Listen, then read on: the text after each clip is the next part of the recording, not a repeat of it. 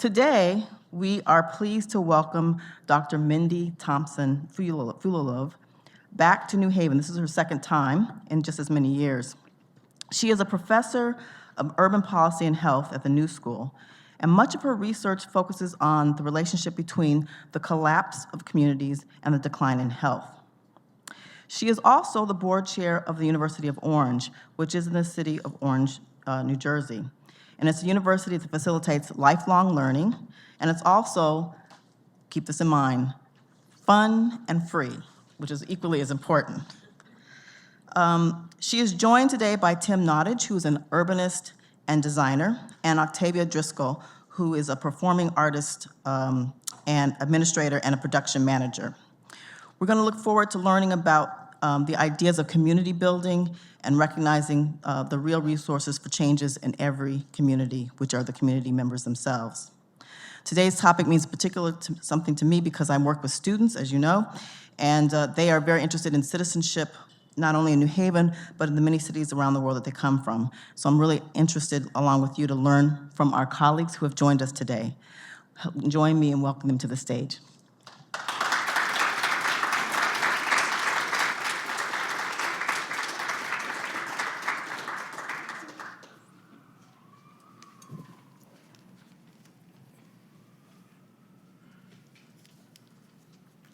Hi, everyone. We're going to start off by reading something that we created as part of the 400 Years of Inequality Coalition. This is our statement of observance that we collectively created and that we are asking people to read at all of their people's observances, which we're going to talk about in a moment. Today, we gather in a place where inequality still prevails. We gather here in 2019 to remember the story of this place and to think of other times and other places. We remember that 400 years ago, Africans landed at Jamestown and were sold into bondage. We remember that those Africans were forced to work land stolen from the native people. We remember that white workers, men and women, were forced into indentured servitude. We see that from those roots was built an ecology of inequality. And we know we don't want to live in the house of white supremacy. Therefore, on this day, we lift up this place. We acknowledge this land and the sovereignty of the people who have lived here, the Quinnipiac, the Lenape, the Wappinger, the Paugussett. We lift up all the ancestors who have struggled for justice, and in their memory, we proclaim that we are the history of a just future. Thank you.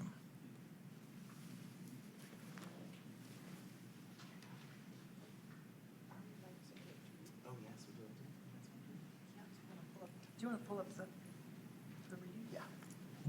Hi, everybody. I'm Mindy Fullilove, and I'm not entirely sure that it's clear what we're going to talk about today. So I'm just going to explain that, and then we're going to continue to go into it. So 400 years ago, a ship landed at Jamestown, and there were 20-some odd Negroes, Africans on the ship, and they were sold into indentured servitude. And so this year, 2019, is an anniversary. And we three are part of a national project to call for observances of this anniversary everywhere all across the United States, but with a particular emphasis on the fact that what is happening at that moment is that the whole process of stealing land from Native people, the whole process of making Africans slaves, this was all justified by saying that they weren't fully human and really denying the full humanity of those people. And so this is what becomes really part of the whole nation that we build here is built on that foundation. And so what we're asking people to think about is this 400 years of inequality, which has swept all of us up into its tangles. And, it all starts with a lie, because obviously everybody is fully human. And as Shakespeare said, oh, what tangled webs we weave when first we something to deceive. Practice. Thank you. All right. And we wanted to invite, we're sure that there are some people here who just love public speaking. And we wanted to bring in some voices from the past because we think this for us has been a very important part of thinking about how do we do these observances. And I wonder if somebody might like to come up and open with an excerpt from the diary of Christopher Columbus. Do I have a taker in the audience? Yes, please, ma'am. You'll be Christopher? Excellent, excellent.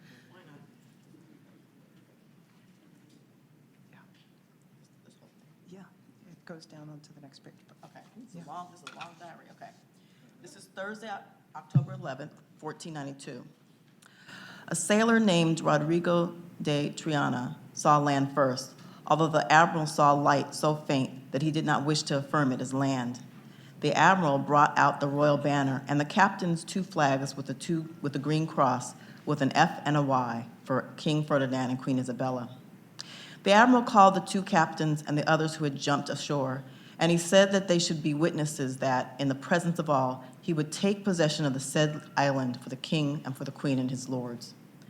Soon, many people of the island gathered there. He says, in order that they would be friendly to us, I gave many things of small value, in which they became so much our friends that it was a marvel.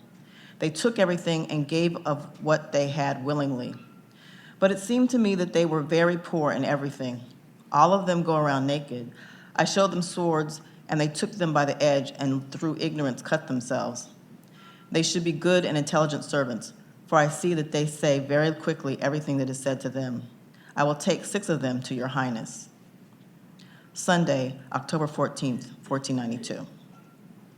I soon saw people who came to the beach calling to us and giving thanks to God. Some brought us water, others things to eat.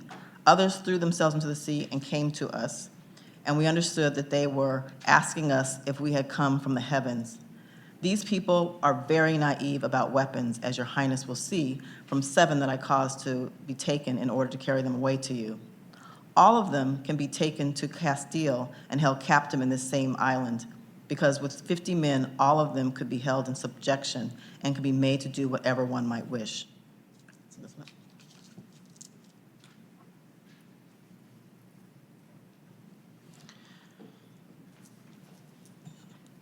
So that's how it starts, the European encounter. With 50 men, I could subjugate the whole islands. So we think that's a good place to start this conversation.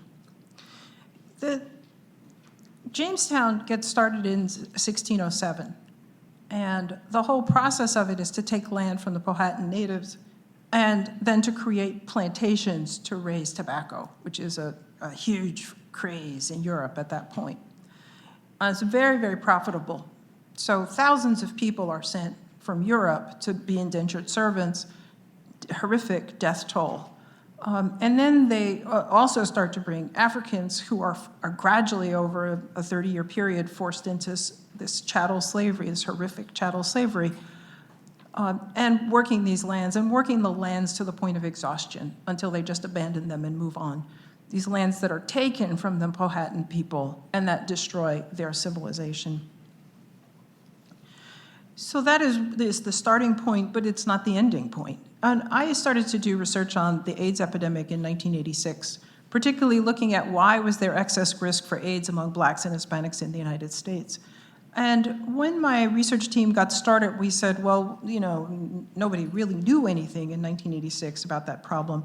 Where do we start? And we sort of said, well, we could start with any of those things. And eventually we looked from all of those directions at this problem. But what we learned from Roderick Wallace in a very seminal paper called The Synergism of Plagues was that the heart of this problem of excess risk for Blacks and Hispanics had to do with urban policies that were destroying inner city neighborhoods of Black and Hispanic people. In New York City, this policy was called planned shrinkage.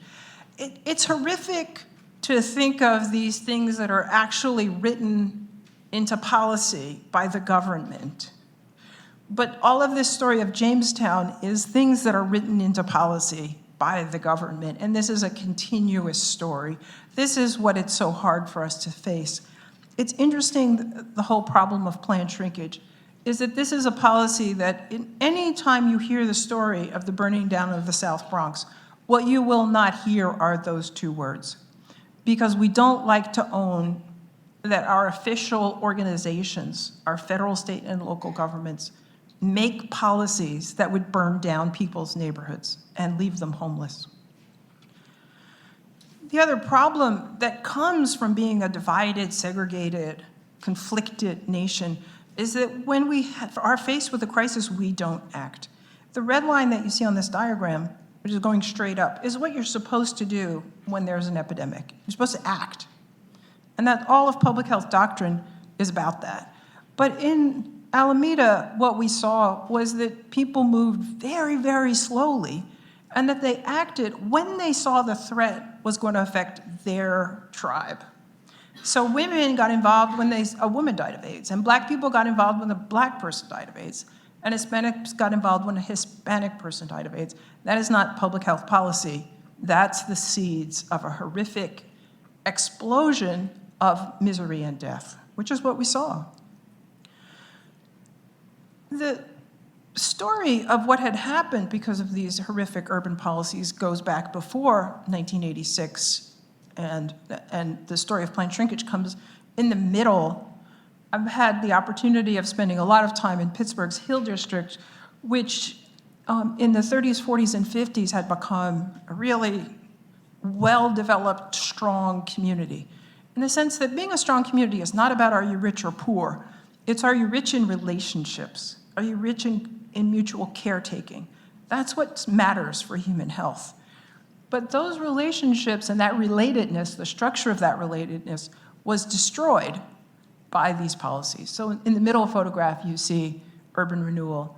And then in the third photograph, you see what happens from planned shrinkage and disinvestment. Each of these destroy the structure of social relationships. And it's not like after urban renewal, things got rebuilt. They didn't. Because part of marginalizing people and part of saying they aren't fully human is that if you do something to them, you don't actually have to repair it. So we haven't repaired what we did to the Native Americans. We haven't repaired what we did to African Americans. We don't repair anything. We just break and break and break. So slavery is in sort of this first period. Jim Crow in a second period, which recreates second-class citizenship for African Americans. But in the period that we're living in now, this constant attack on neighborhoods, which I put under this heading of root shock, is how we just keep moving people, displacing them, destroying what they have, and then what happens, the rich get richer and the poor get poorer. So we're in a very, very difficult situation, and why is this important? It's important now because we actually have to deal with a bigger crisis than any we have confronted before, and that is the crisis of climate change. But as a nation which cannot work together, which is very involved in this whole process of dehumanization and robbery of the most vulnerable, we are not prepared to sit down, nor have we sat down and said, what do we do in the face of this crisis? So we think that this is a crisis in which we have to recover from these deep injuries. And we call on an experience that we had as a collective of organizations after the 9/11 attacks. We created a collaboration of organizations called NYC Recovers. And we did all kinds of things in that year after the attacks. People built labyrinths, they held community fairs, they sang, all kinds of things that helped organizations feel better. And at the end of the year, we gathered at this party, and we took our logo and said to people, so this is our logo. And notice that in the logo that was made right after the attacks by a designer who'd been displaced from her office building, that all the buildings are floating, they don't touch the ground. And notice that this, which we had a big party on December 5th at the end of the year of recovery, that all the buildings are reconnected by something. And this, we think, is the process that we have to go through now of reconnecting ourselves to the ground. Obviously, we have so injured the ground that we stand on, and reconnecting ourselves to each other. And so it is in the spirit of collective recovery that we got together with many, many people and started this project, 400 Years of Inequality, to call people to observance of this anniversary. So it's anniversaries. I'm a psychiatrist. I know there's some other psychiatrists and mental health workers in the room. Anniversaries are very important. They're very in our bodies. And it's a time to pause and to think, what has this 400 years wrought? And we would now like to do a second reading. And do I have a second volunteer? Second volunteer? Yeah. Frederick Douglass, The Meaning of the 4th of July for the Negro. I have a taker. People are pointing at other people. Kyle, you want to do it? We have 2 more readings, so just... You get to read the next one. I'll just stay here. Okay. I can push it down. Yeah. Okay. Oh, actually, I think if you start right there, Oh, okay. you'll have the whole thing. Okay. Fellow citizens, pardon me. Allow me to ask, why am I called upon to speak here today? What have I or those I represent to do with your national independence? Are the great principles of political freedom and of national justice embodied of that Declaration of Independence extended to us? I am not included within the pale of this glorious anniversary. Your high independence only reveals the immeasurable distance between us. The blessings in which you this day rejoice are not enjoyed in common. The rich inheritance of justice, liberty, prosperity, and independence bequeathed by your fathers is shared by you, not by me. The sunlight that brought light and healing to you has brought stripes and death to me. The 4th of July is yours, not mine. Fellow citizens, above your national tumultuous joy, I hear the mournful wail of millions whose chains, heavy and grievous yesterday, are today rendered more intolerable by the jubilee shouts that reach them. What to the American slave is your 4th of July? I answer, a day that reveals to him more than all other days in the year the gross injustice and cruelty to which he's the constant victim. To him, your celebration is a sham, your boasted liberty an unholy license, your national greatness swelling vanity. Your sounds of rejoicing are empty and heartless, denunciations of tyrants, brass-fronted impudence. Your shouts of liberty and equality, hollow mockery. Your prayers and hymns, your sermons and thanksgivings, with all your religious parade and solemnity, are to him mere bombast, fraud, deception, impiety, and hypocrisy, a thin veil to cover up crimes which would disgrace a nation of savages. There is not a nation on the earth guilty of practices more shocking and bloody than are the people of the United States at this very hour.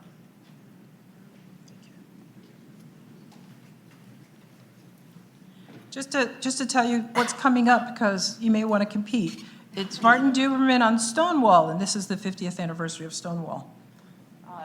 I'm now going to turn it over to Tim. Thank you, Mindy. So my name is Tim Nottage. I'm the project manager at 400 Years of Inequality. I've had the pleasure of being Mindy's student, both in my graduate program and now a student of life with her, working with her at 400 Years. So I'm going to talk a little bit more about can you all hear me okay? Great. Talk a little bit more about the project itself and what we're asking folks to do. So the 400 Years of Inequality project is a coalition of different organizations and individuals, the University of Orange and the New School, which we were mentioned in Mindy's bio, and also other universities, Columbia, a foundation called Voices of the People's History, which organizes readings of this text that you are all reading from. 1DC, a neighborhood organizing, housing organizing group in Washington, D.C., and the U.S. Department of Arts and Culture. as you can see, too, we have some pictures of our team. We're a really incredible team of people from very different backgrounds. I think of it as a dream team in many ways because we have people working in sociology, communications, design, urban planning, public health, theater. And in that environment, we can really, we've synthesized some really incredible resources. This is our call to observance that we have, that we created. And this document is our official call on the nation to observe the anniversary of Jamestown that Mindy discussed. By the way, we have all of our resources available for free, downloadable, on our website, 400yearsofinequality.org. And what this call is, really, is that we're calling on communities and organizations across the nation to observe this anniversary by telling their own personal stories of oppression and resistance. So far, the response we've had is really exciting. This is a selection of some of the responses we've gotten so far, and a lot of folks are just getting started in planning. We're asking people to observe the anniversary sometime in 2019, well, actually, between the dates of June 19th and December 5th are the official observance dates. We've expanded the dates with a series of events that the first ones being planned were all around Indigenous Peoples Day in October. But the response has been really overwhelming, and so we're opening up in order to help people really experience as many events as they can and to hold their events when it's right for them. One of the events in particular, actually, that just took place a couple weeks ago, our first observance of the year, it was the hike. Well, that's not true. There have been other observances. The most recent observance, I guess is a better answer, is the Hike the Heights event, which is put on every year by an organization called CLIMB, City Life is Moving Bodies in Northern Manhattan. This was their, as you can see, 50th annual event and their quinceañera. Hike the Heights is a community event that takes place the first Saturday of June, and a group of community organizations and individuals and families all get together to hike through a path through Northern Manhattan parks. And it really gets people outside, gets them to know their community and to celebrate the public spaces within the community. It's called the Giraffe Path because the shape of the path through the various parks is the shape of a giraffe. This is their t-shirt that they made, very cute logo. And they also put our logo on the back of their t-shirts and named this year's hike, Hiking Towards an Equitable Society. And we thought it was really beautiful. Now this observance that they planned was based on the fact that they are a neighborhood organization that uses arts and crafts and this big party potluck and this hike. And so what they did, their observance reflected the local place and the practices that they engage with. As you can see, they decorated this banner, this 400 Years of Inequality banner. And we also had the timeline, which you can see in the top center, or I'm looking at that top center, the 400 Years of Inequality timeline, which is another resource I'll talk about in a minute.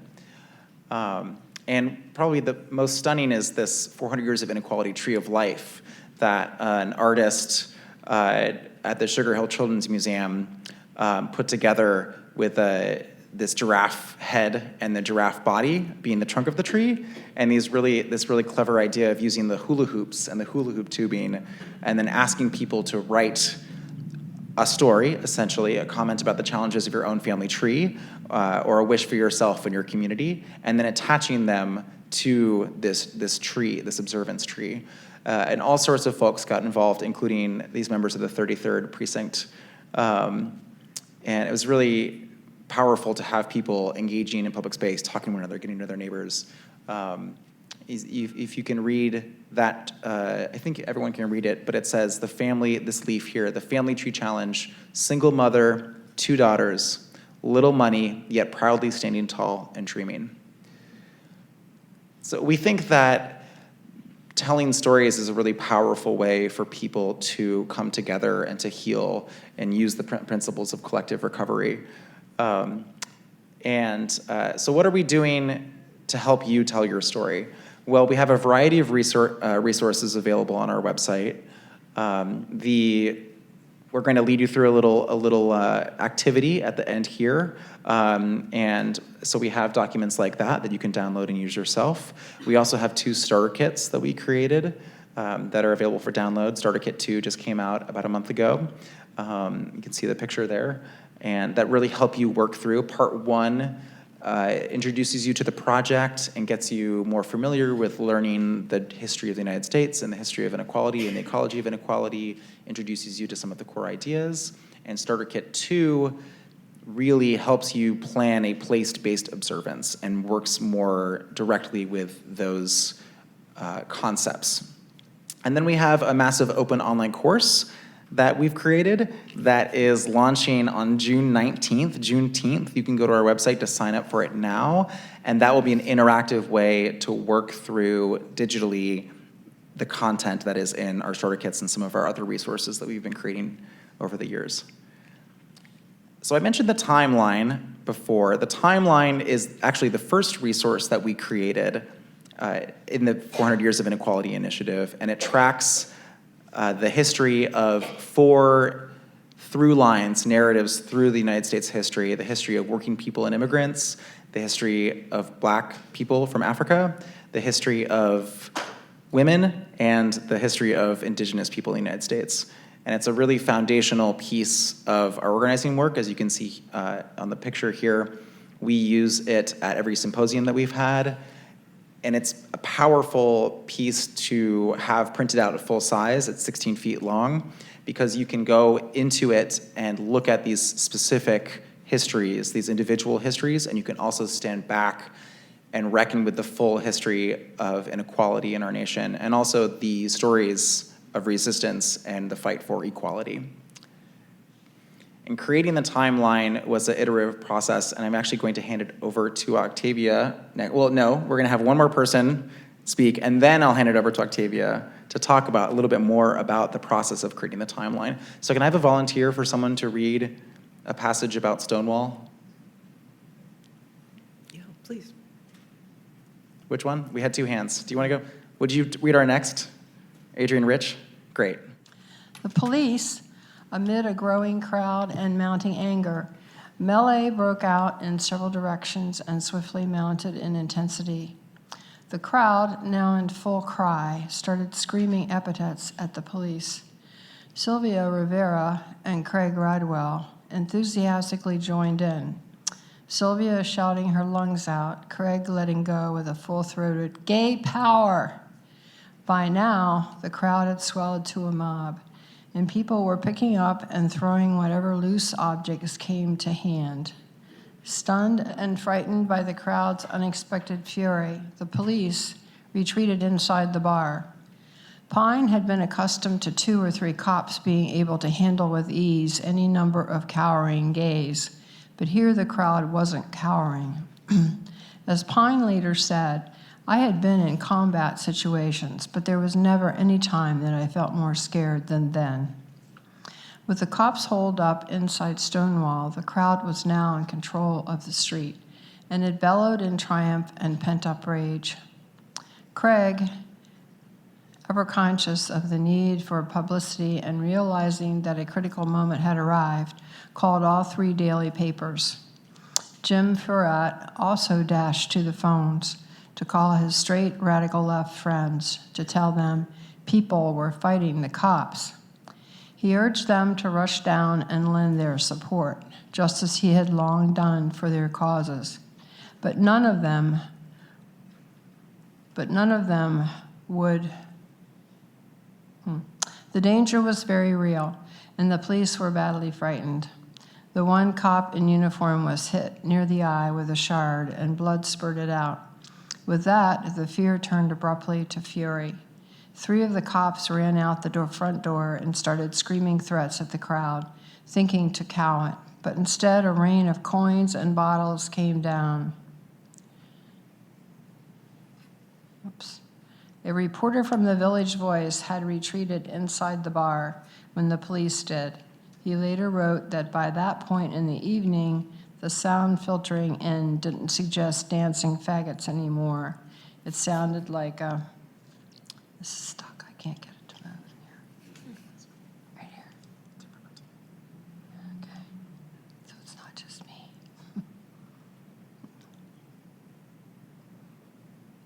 Okay. It sounded like a powerful rage bent on vendetta. It seemed only a matter of minutes before the howling mob would break in and wreak its vengeance. An arm reached in through the shattered window, squirted lighter fluid into the room, and then threw in another lit match. The match caught, and there was a whoosh of flame. Pine was preparing to shoot when he heard the sound of sirens. Relief was now rounding the corner. The TPF was a highly trained crack riot control unit. In their path, the rioters slowly retreated, but did not break and run. The protesters would not be cowed. The TPF would disperse the jeering crowd, only to have it reform behind them, yelling taunts, tossing bottles and bricks, setting fires in trash cans. At one point, they found themselves face to face with a chorus crowd of mocking queens. Their arms clasped around each other, kicking their heels in the air, rocket style, and singing, "We are the Stonewall girls. We wear our hair in curls. We wear no underwear. We show our pubic hair. We wear our dungarees above our Nelly knees." Is that it? Okay.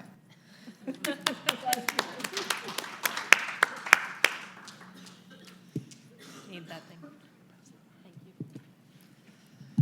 Hi, thank you everybody for being here. I'm Octavia Driscoll. I am a graduate student at the New School as well as full-time staff at the College of Performing Arts there.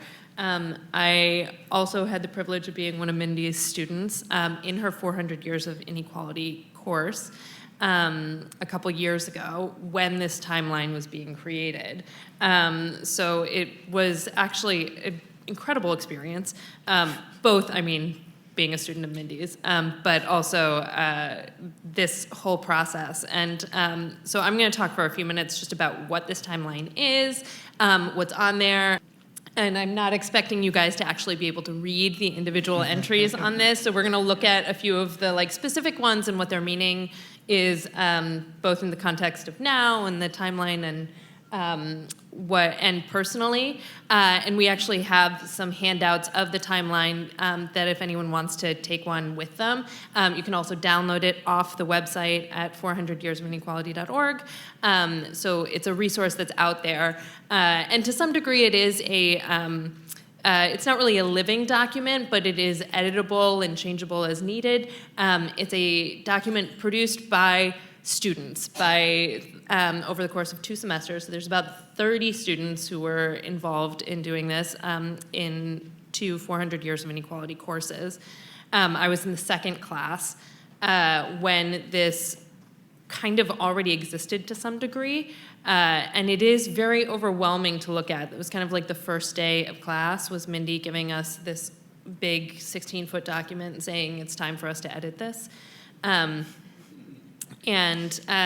it's 2 parts as it is downloadable at the moment. It's this one and this one. It starts in 1607 and goes up to 2017, I think is the last entry.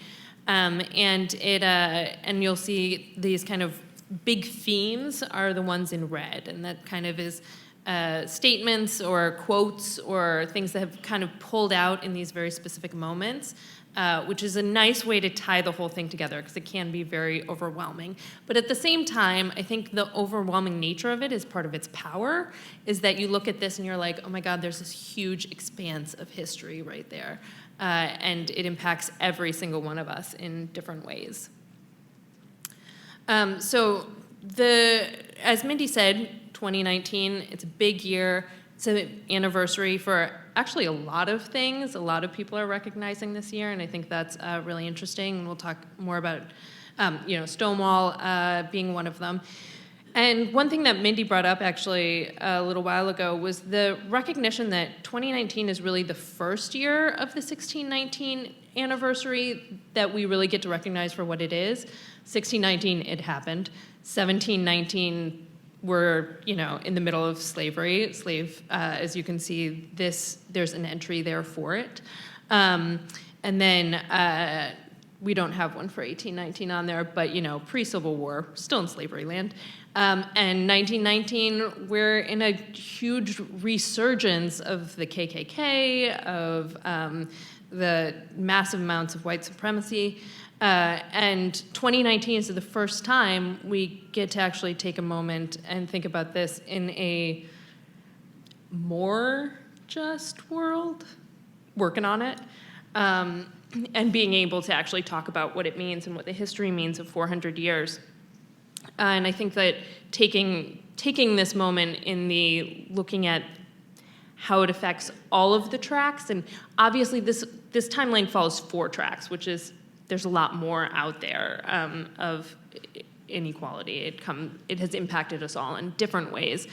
So the fact that this follows, African Americans, Native Americans, women, and working people, there's a whole host that intersection into the intersectionality of everyone else as it relates to those groups also is something to think about. A few of the ones that I'm going to specifically pull out of the timeline, 1969, Stonewall, we just heard about it. This is also Pride Month. World Pride's happening in New York this month. And it's a very exciting moment to be thinking about that. The new school's in the West Village, so we are seeing it every day, and it's a great reminder. And I also wanted to pull out these 1970 ones because thinking about what's coming up next year, and what are we going to be spending a moment having an anniversary of next year, which the shooting at Kent State and the Women's Strike for Equality, which are 2 really big moments. And so I encourage everyone to go to the 2020 Women's March as a 50th anniversary of the Women's Strike for Equality. And just pulling out this, a turn must be made. And the taking in how these moments happen kind of around the same time. And so things clump together. And then the anniversaries clump together, which I think is also interesting to note as you look at these moments. This one I kind of wanted to pull out because I think one of the things that I realized a lot by working on this timeline is that so often we find ourselves in moments of progress and retreat at the same time, and I feel like we are in many ways in one of those moments right now. Where we're moving forward in a lot of things, but we're also moving backwards, or feeling at least like we're moving backwards. And as we are trying to combat some of the really major issues that's facing to society today, we have to understand what that means. And thinking about the fact that before even the Constitution for this country was written, women were completely cut out of the conversation of what it means to create that Constitution or how to have that conversation. And then, and just what that means for us as a country. And I think 1973, this moment, which is very appropriate right now, I think what's really sad about this entry here is that in the same breath as women are achieving this major reproductive right in 1973, you have a group of nearly 1,000 Native American women who were strongly coerced into sterilization over the course of 1973 to 1976. It really wasn't a choice. And that, I think, is powerful to think about. We forget about these things and how they happen at the same time. And we need to recognize what that means for us individually and our experiences and the experiences of people around us. And then the last one I pulled out is this, and I pulled this one out because as you may have an opportunity to look at the timeline yourself, or as you're going through the activity that we're just about to do, and thinking about what it means to find your own place in this history. This was actually, this entry, so when I was working on the timeline, I worked on a lot of the Native American track. And this entry itself was incredibly powerful for me because I think most of us all in our high school history classes learned about Japanese internment in high school, but learning that the Aleutian natives from Alaska were also interred in 1942 was not something that I learned in high school. It was not something I actually learned until I was working on this timeline. And there was it was a very powerful moment for me to realize that.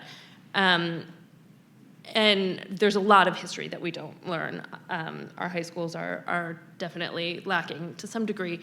But I think because Japanese internment is so prevalent and so discussed, and this side of it was so hidden, it was a recognition of privilege for me in having that, in learning this item. And to some degree, that ignorance in this kind of situation is privilege, and that then there's power that comes with knowledge. When you learn these things, and you're like, oh, I'm going to take this with me, and I'm going to share this, and I'm going to have this conversation, and I'm not going to be scared of it, and I'm not going to be scared of what that means for me. I'm going to move forward with this knowledge and use it as my power in the conversation of inequality. So that's me, and this is the whole timeline as a whole. And I've got some handouts. You can come grab me at the end. We'll be around. We have one. I'll go back to the timeline. I'll let the timeline sit there while we finish up. So we have one more reading coming. And I think we have a volunteer already. 3 times. Would you please read for us? Will you read? Will you do our last reading? It's Adrienne Rich. You got it. Mindy's. To seek visions, to dream dreams is essential. And it is also essential to try new ways of living, to make room for serious experimentation, to respect the effort even where it fails. Child care, as enforced servitude or performed out of guilt, has been all too bitter a strain in our history. If women boycott the laboratories and libraries of scientific institutions, to which we have barely begun to gain access, we will not even know what research and technology is vital to the control of our bodies. Above all, such measures fail to recognize the full complexity and political significance of the woman's body, the full spectrum of power and powerlessness it represents, of which motherhood is simply one, though a crucial part. I am convinced that there are ways of thinking that we don't even know about. I take those words to mean that many women are even now thinking in ways which traditional intellect denies, decries, or is unable to grasp. I know of no woman, virgin, mother, lesbian, married, celibate, whether she earns her keep as a housewife, a cocktail waitress, or a scanner of brainwaves, from whom the body is not a fundamental problem. Its clouded meanings, its fertility, its desire, its so-called frigidity, its bloody speech, its silences, its changes and mutilations, its rapes and ripenings. There is, for the first time today, a possibility of converting our physicality into both knowledge and power.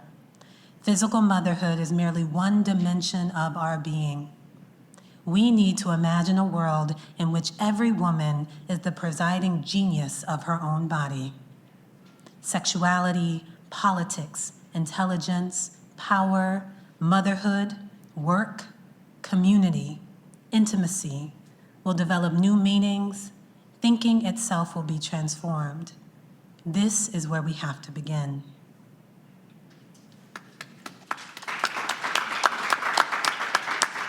Well, we would just like to thank you for a wonderful time. We really appreciated your enthusiasm and participation. Thank you.